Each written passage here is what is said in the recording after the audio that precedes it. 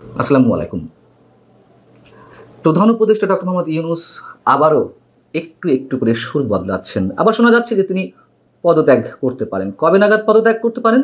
যদি কিনা নির্বাচনে সত্যি তার যে দল এনসিপি এবং জামায়াতে ইসলামী অংশগ্রহণ না করে, তাহলে তিনি পদত্যাগ করতে পারেন। এখন এই পদত্যাগ করতে পারেন, এটি কি তার হুঁশিয়ারি থাকবে? এক ধরনের হুমকি, আমি পদত্যাগ করলাম বা করব, নাকি সত্যি করবেন আমরা জানি না। যদিও তার পদত্যাগে আমাদের কিছু যায় আসে না। এখন এই বিষয়টি আলোচনায় এসেছে কিভাবে? এবি পার্টির সাধারণ সম্পাদক ব্যারিস্টার আসাদুজ্জামান ফুয়াদ একটি টেলিভিশন টক শোতে মন্তব্য করেছেন যে এনসিপি এবং জামাত ইসলামী যদি নির্বাচনে না যায়, তাহলে তিনি পদত্যাগ করতে পারেন বা হুমকি দিতে পারেন। তার এই ধরনের হুমকি বা নাটক এর আগে আমরা দেখেছি। যেহেতু এনসিপি এবং জামাত ইসলামী একই সুরে তারা বলে আসছে, ঘোষণাপত্র তাদের মনোপুত হয়নি, বা বিচার এবং সংস্কার যদি দৃশ্যমান না হয় এবং মৌলিক সংস্কারগুলো যদি না হয়, তাহলে তারা নির্বাচনে যাবে না। এবং ফেব্রুয়ারিতে তারা প্রধান উপদেষ্টা যে একটি সম্ভাব্য সময়সীমা ঘোষণা করেছেন, সেটিও তারা অ্যাকসেপ্ট করছে না। তো এইসব জায়গা থেকে হতে পারে আমরা ডক্টর মোহাম্মদ ইউনূসের নাটক দেখে অভ্যস্ত, এবং তিনি যে সুর চেঞ্জ করেছেন নির্বাচন নিয়ে, সেটিও একটু বলি আপনাদেরকে।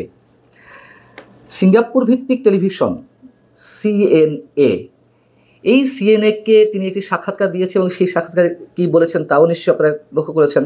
তিনি বলেছেন যে যদি শুধু নির্বাচন দিয়ে শুরু করি, তাহলে সংস্কার এবং বিচার আর করা যাবে না। নির্বাচিতদের হাতে সব ক্ষমতা চলে যাবে এবং আমরা আবার সেই পুরনো সমস্যায় ফিরে যাব। 5 আগস্ট গণঅভ্যুত্থানের বর্ষপূর্তির দিনে তিনি যে জাতির উদ্দেশ্যে ভাষণ দিলেন, সেখানে তিনি কি বলেছিলেন? রীতিমতো ঘোষণা দিলেন 2026-এর রোজার আগে নির্বাচন অনুষ্ঠিত হবে, এবং সেইভাবে নির্বাচন কমিশনকে তিনি নির্দেশ দেবেন সব কিছু আয়োজনের। এবং ওই সময় আমি মন্তব্য করেছিলাম, 13ই জুন লন্ডন বৈঠকে তারেক রহমানের সঙ্গে ডক্টর মোহাম্মদ ইউনূসের যে বৈঠক হলো, তারপরে যে যৌথ সংবাদ সম্মেলন বিএনপি এবং সরকারের পক্ষ থেকে, সেখানে সরকারের জাতীয় নিরাপত্তা উপদেষ্টা ডক্টর খলিলুর রহমান বলেছিলেন, মৌলিক সংস্কার করার পরে এবং বিচার দৃশ্যমান হওয়ার পরে, মানে এগুলো যদি হয়, তাহলে ফেব্রুয়ারিতে নির্বাচন। ইফ বাট কিন্তু ইত্যাদি তার সাথে ছিল, সেখানেও আমরা সংশয় প্রকাশ করেছিলাম। বিএনপি তাতেই ডগমগ খুশিতে। পরবর্তীতে কি হলো?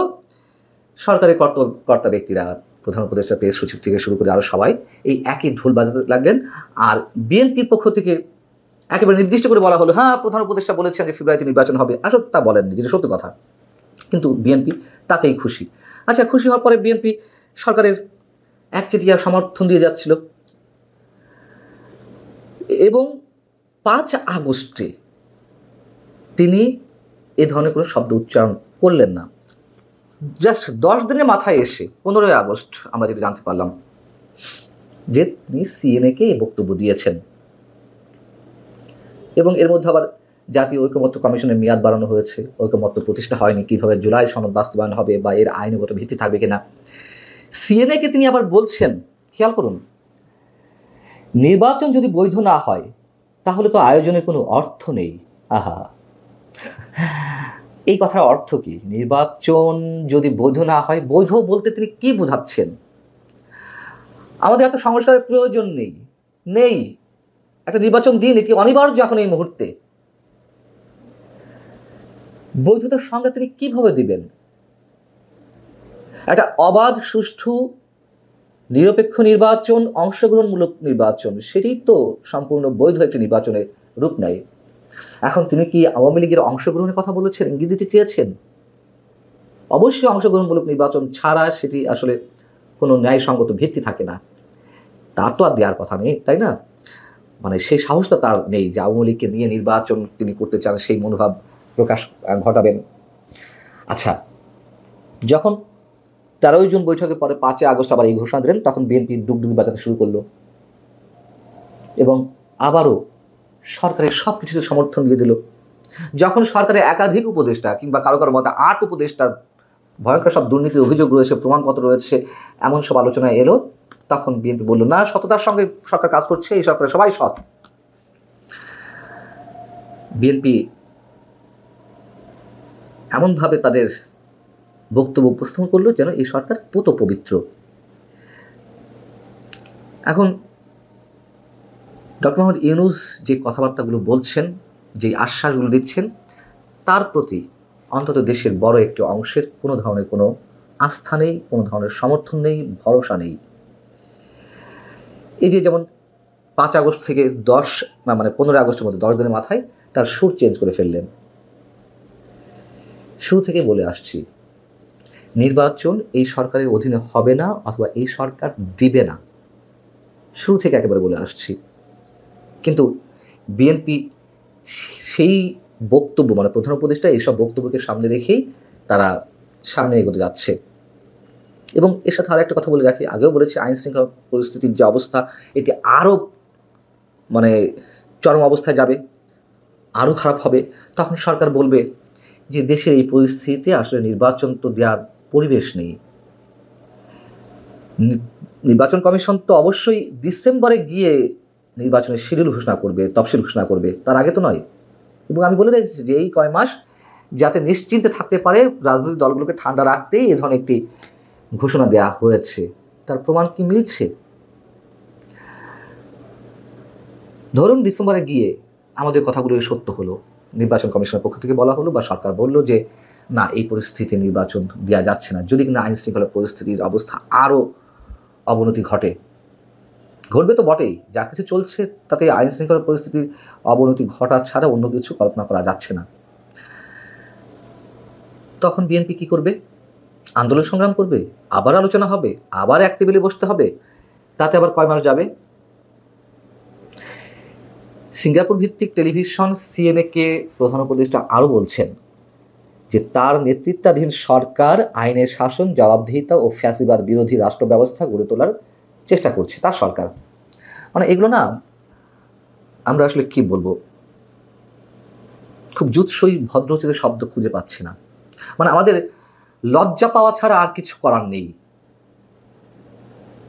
এটা নাকি এই সরকার নাকি আইনের শাসন প্রতিষ্ঠা করেছে, জবাবদিহিতা প্রতিষ্ঠা করেছে, কোনো ধরনের অভিযোগ ছাড়াই।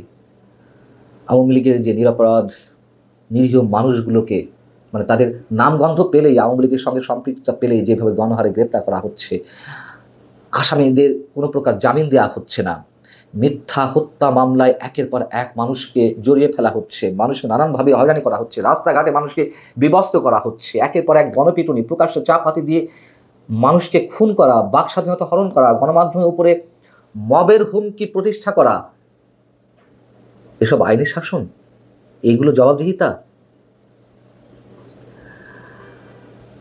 এই সরকার কালা বোবা, এই কথা তো প্রতিষ্ঠিত হয়েছে, কারোর কথা শোনেও না, কিছু বলেও না।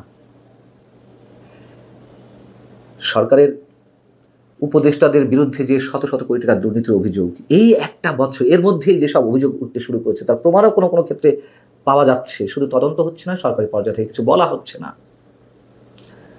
কিন্তু মানুষের কাছে তো নানান ধরনের প্রমাণ রয়েছে স্পষ্টত।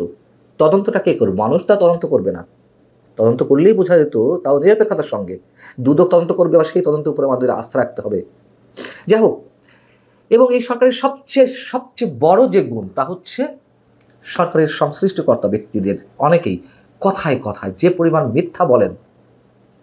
এই হচ্ছে ডক্টর মোহাম্মদ ইউনূসের ফ্যাসিবাদ বিরোধী রাষ্ট্র ব্যবস্থা।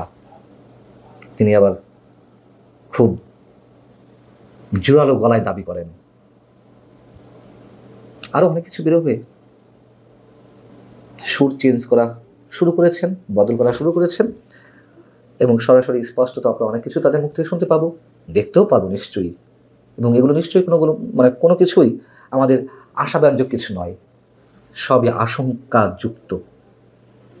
ভালো থাকুন সবাই, আল্লাহ হাফেজ।